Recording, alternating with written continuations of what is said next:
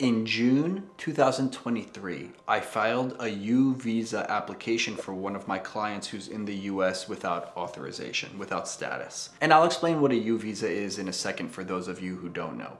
And just this week, about 1 year and three and a half months later, we received a Bona Fide Determination Notice, which means that the U visa application looks good on its face. It looks approvable, even though the process is going to take 5 to 7 years.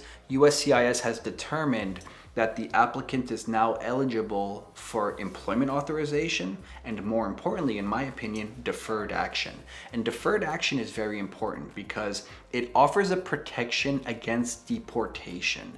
People who have deferred action are basically put at the bottom of the list for ICE enforcement, and oftentimes they're also afforded the opportunity to obtain employment authorization, which is exactly what happened to my client. So U visas are ways in which people who've been in the US and who've been the victim of a crime can become permanent residents. But the process oftentimes takes like 5 to 7 years because there's a visa backlog. Same problem as people who file preference category family petitions. There's only a certain number of visas allotted each year by Congress. And once there's a backlog, you need to wait until a visa becomes available in that category of petition. So for U visas, once you file the U visa, if everything's good to go, the application is strong, the evidence is good, you might not be a permanent resident for like 7 years after that. So a lot of people have been asking me, right now, I want to apply for something to protect myself from Trump's ICE policies. Should I apply for a U visa? And the answer is maybe. So you're not gonna get the full protections of permanent residence for probably minimum 5 to 7 years, but this deferred action determination, which in this case for my client came about 1 year and 3 months later, does offer some protections from removal. In fact, once ICE sees that you've been offered deferred action, they usually back off. Although, if you piss the ICE officer off enough, they could begin a process to rescind your deferred action. So that's why in another video I'm making, I explain people, even if you have deferred action, I wouldn't just, voluntarily begin traveling domestically around the United States in a way that might increase your exposure to ICE officers, like taking tons of flights for vacations, even domestically. I would avoid that even if you have deferred action in an overabundance of caution right now until we have more information. I've recently seen an uptick of U visa applications in my office personally. Just in the last month, I've had like 3 or 4 people apply for U visas based on crimes. And some of these crimes happened a really long time ago. In fact, I recently had a client who got stabbed in 1995, and we just got a U visa certification from the local police department, and we are about to file the paperwork with USCIS to begin my client's U visa process. So it doesn't matter how old the qualifying crime is, but there are a couple requirements. First of all, you must have been the victim or you must have witnessed it in a way where it impacted you. Also, if one of your family members was the victim, you might be able to also apply for a U visa as a derivative or even a principal applicant if you suffered harm. So the second requirement is you must suffer harm. Typically that harm takes the form of physical harm, like that example of the stabbing victim. That's a clear example of physical harm, but it can also be psychological harm.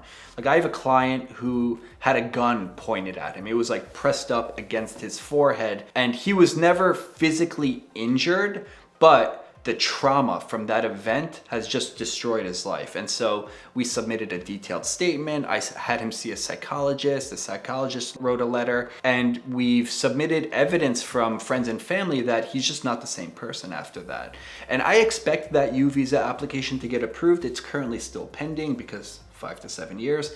But I do think that's a strong application with a really high probability of success. The general procedure for getting a U visa has two main steps. The first step is getting certification from your local law enforcement, and that can be police department. It could also be a prosecutor's office. It can even in some situations be from the judiciary if you like helped, and then the judge can sign off on it. But usually it comes from the police department or the district attorney's office or prosecutor's office that was prosecuting the crime. The person who committed the crime, who caused the harm to the eventual U visa applicant, need not be apprehended. The police didn't need to find them.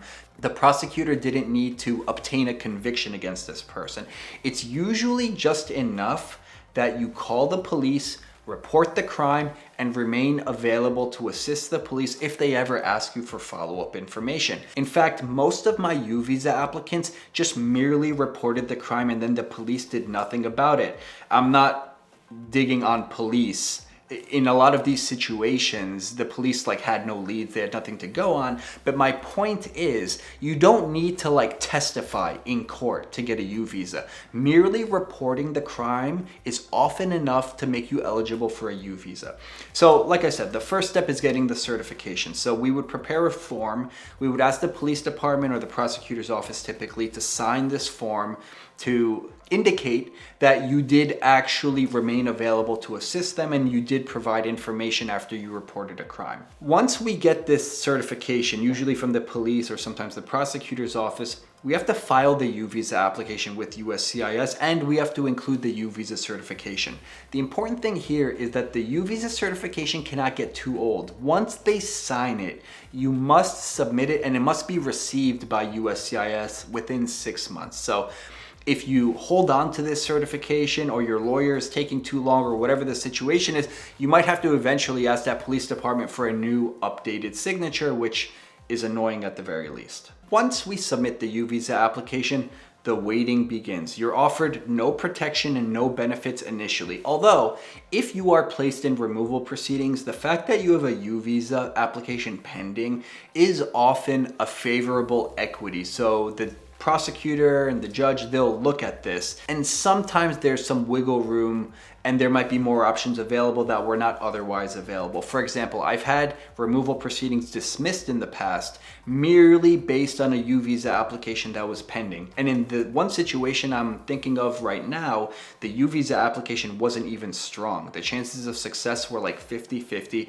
It was pretty weak, but it was enough for the prosecutor to hang his hat on it and say, this is enough for the Department of Homeland Security to agree to dismiss these removal proceedings against your client. So once we submit the application, it's just waiting. And generally speaking, there are very limited, if any, protections while you're initially waiting. If your case is strong and you submitted enough evidence, after about 1 year and 3 months, in the example I started today's video with, we received a Bona Fide Determination Notice. And now my client has some real tangible protections from removal from the United States. He has a letter that says, pretty much, we're not going to deport you. But again, it's hanging by a thread. I mean, the Trump administration can rescind it if they want to, but generally speaking, this person doesn't have to worry about ICE coming and knocking on their door. And simultaneously, he can now apply for employment authorization, which is just cherry on the cake. In another, 4.5-ish years, maybe a little less, my client should expect to receive an interview appointment notice. He'll attend his interview. If all goes well,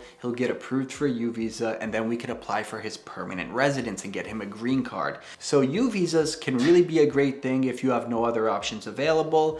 And the beautiful thing about U visas is that you can apply for it from within the US, and you oftentimes never have to leave the US, even if you entered the US without inspection. If you entered illegally, you could still become a permanent resident without ever having to leave the US by applying for a U visa. One final note before I end this video. Not every crime qualifies for a U visa. If you Google USCIS U visa, it'll bring you to the main U visa application page, and there's actually a link there that says qualifying crimes. And there's a list of qualifying crimes, and for example, one of the crimes is called felony assault.